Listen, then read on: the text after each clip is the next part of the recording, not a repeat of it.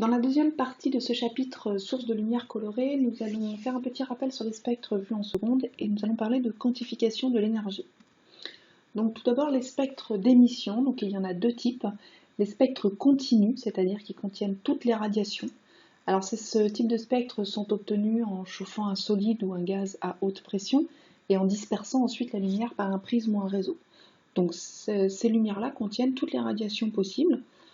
En revanche, lorsqu'on chauffe un gaz à basse pression, on va obtenir un spectre qui ne contient que certaines radiations. Donc pas toutes, seulement certaines radiations. On obtient ce qu'on appelle un spectre de rais d'émission. Quand on fait traverser de la lumière blanche dans un gaz froid, on obtient cette fois un spectre d'absorption. Donc le spectre continu à l'arrière-plan correspond à la lumière blanche, donc ici à la lampe à incandescence, qui émet toutes les radiations, et les raies noires correspondent aux radiations absorbées cette fois par le gaz froid. A noter que les raies d'absorption et d'émission d'un même élément chimique sont identiques, donc elles ont les mêmes valeurs de longueur d'onde. Par exemple ici les raies du sodium, du spectre d'émission et du spectre d'absorption sont les mêmes. Alors en ce qui concerne la lumière, il faut savoir que la lumière se comporte parfois comme une onde, ce qu'on a pu voir jusqu'à maintenant, ou comme une particule, ou des fois les deux à la fois.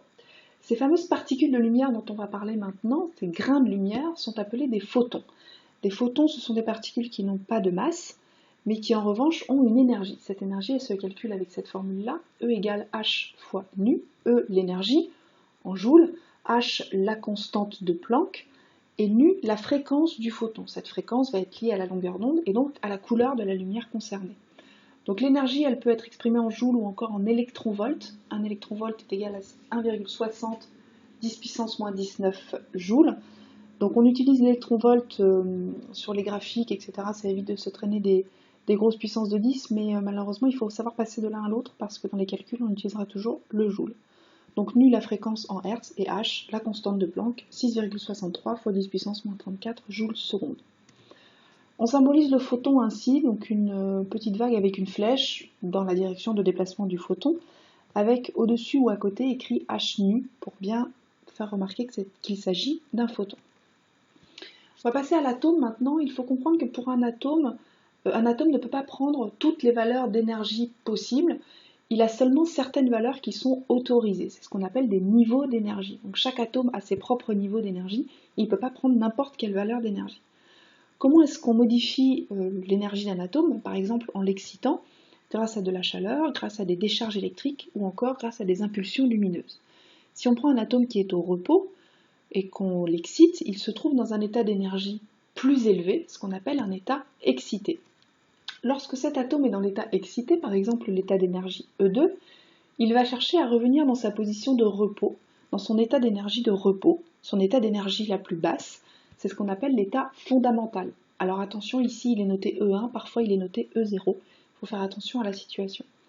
Donc cet atome qui va chercher à perdre de l'énergie, il va émettre un photon dont la valeur d'énergie sera l'énergie perdue par l'atome. Ici, le photon émis par l'atome aura une énergie de E2 moins E1. Toute l'énergie perdue par l'atome sera émise sous forme de photon, donc sous forme de lumière.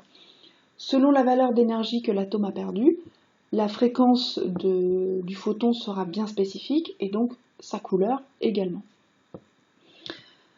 Ces photons émis par un atome correspondent aux raies d'émission sur un spectre d'émission. L'atome, n'ayant que certains niveaux d'énergie autorisés, ne peut émettre que certains photons et donc on va avoir ces raies lumineuses qui correspondent aux valeurs